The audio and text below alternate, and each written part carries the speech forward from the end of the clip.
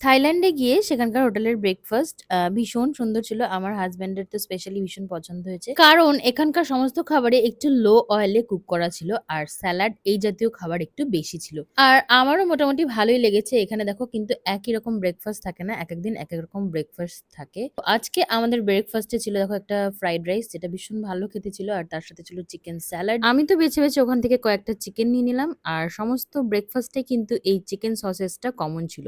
এটা সব জায়গাতেই পাওয়া যাচ্ছিল। আর এখানে ছিল দেখো পটেটো একটু স্টিয়ার ফ্রাইড করা যেটা আমি একদমই নিইনি। আর এখানে ছিল বিভিন্ন রকম সস। আর এখানে সবসময় স্যালাডের অপশন অনেক ছিল। দেখো কত রকম স্যালাড, আমি তার মধ্যে থেকে শসা নিয়ে নিলাম কারণ শসাটা আমার ভীষণ ফেভারিট ছিল। আর তার সাথে ছিল ওখানকার ফ্রুট।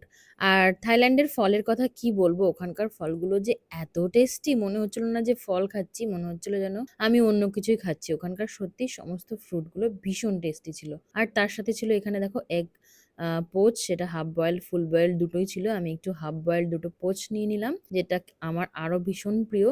আর এখানে বিভিন্ন ধরনের juice, milk, cornflakes, Chocos, butter, bread সমস্ত কিছুই ছিল, বিভিন্ন ধরনের কেকস। তো সেখান থেকে আমি কিছু কিছু নিয়ে নিলাম। এই যে আমি সমস্ত কিছু দিয়ে সাজিয়ে একদম প্ল্যাটার রেডি করে নিয়ে এসেছি। আর মামও দেখো ফ্রুট গুলো খাচ্ছিল কারণ ওরও ভীষণ ভালো লেগেছিল এখানকার সব ফ্রুট গুলো। আর একটা জিনিস দেখো তোমাদের দেখাই, আমি খুব একটা চা কফি লাভার নই, কিন্তু এখানে একটা কফি মেশিন ছিল যেখানে বিভিন্ন ধরনের কফি চকলেটের অপশন ছিল, যেখান থেকে নিজেরাই কফি চকলেট বানিয়ে কিন্তু নিজের পছন্দ মতন খাওয়া যেতে পারে। তো আমি এখানে আমার পছন্দের একটা কফি নিলাম।